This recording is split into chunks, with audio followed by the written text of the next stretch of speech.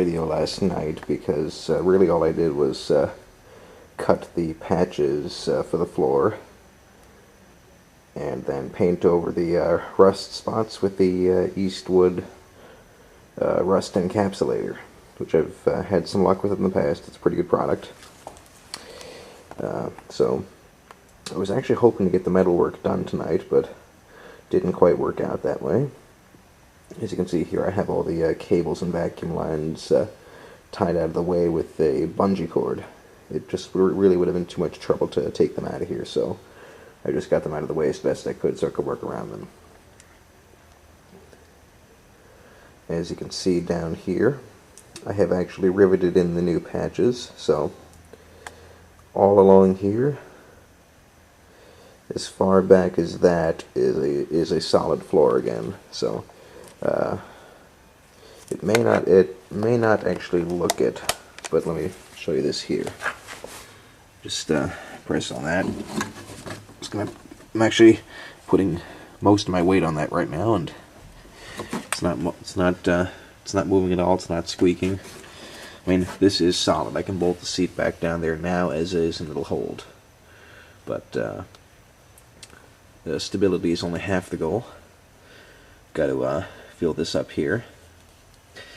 There's one patch back there that haven't riveted in yet, and I discovered just before that this patch I cut right here is actually a bit too short.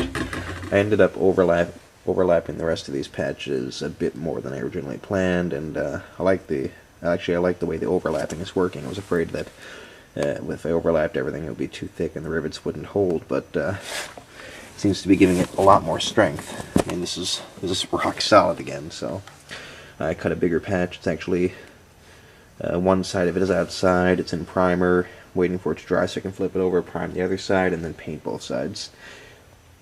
Last night what I did was after I cut these steel patches, I primed and painted them with, let me get the can here.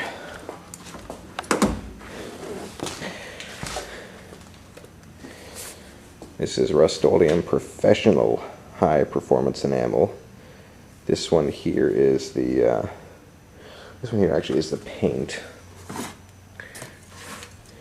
And this one's the primer.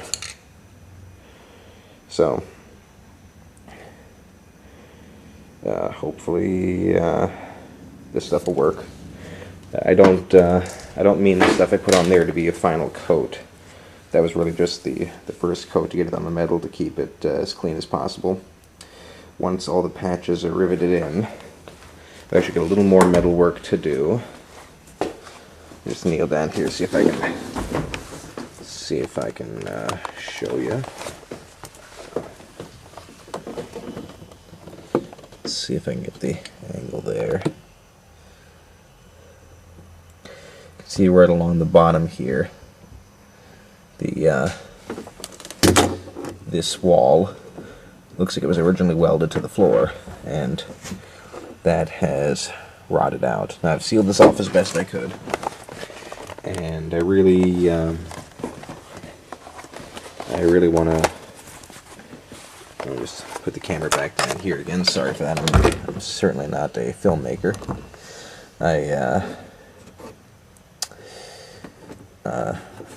I want to put some more patches attaching this to the floor. The reason is that although with just the floor patches I would have enough strength to hold the seat, and I would be comfortable with that, I wouldn't be afraid. This here, I'm sure, because it's welded to the floor, gives a lot more protection in a side impact accident. And without that there, I think the car is probably to a degree compromised.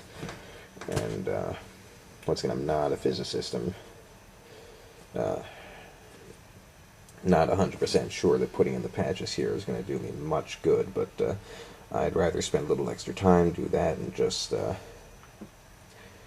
give it as much strength as I can, because as I showed you right here, I mean, this is rock solid. So hopefully if I put some patches in here to brace it, that should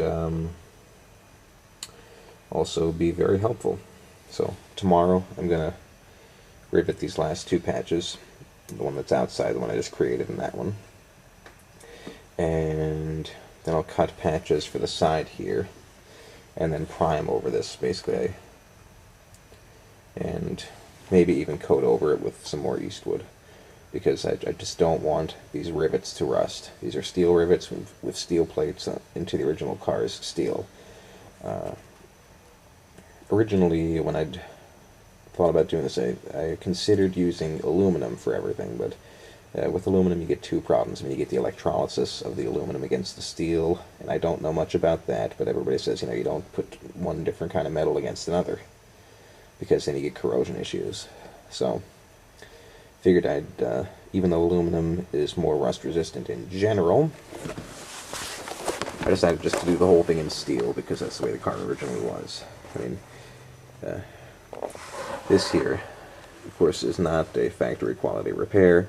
I'm not trying to pass it off as such. I'm just trying to make this all strong again and seal it off and hopefully prevent as much future rust as I can. Who knows, even if I just buy this car a couple of years, it'll be worth it. But, hopefully it'll last longer than that. But, anyhow, as I said, I mean, this doesn't look pretty, but when I have it all sealed and coated, and there's a seat on top of it, and the carpet's back in, I mean, you're never going to see this. It's going to look as good as new, because, you don't normally see this. So, hopefully I won't have too much longer to go. I mean, I'll be able to work tomorrow night, which is Thursday, and be away for the weekend, and next week we'll get back on this. Hopefully I can get the metal work done by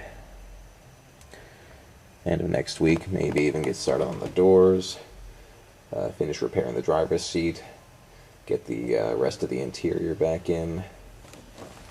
Let's turn the light here for a second.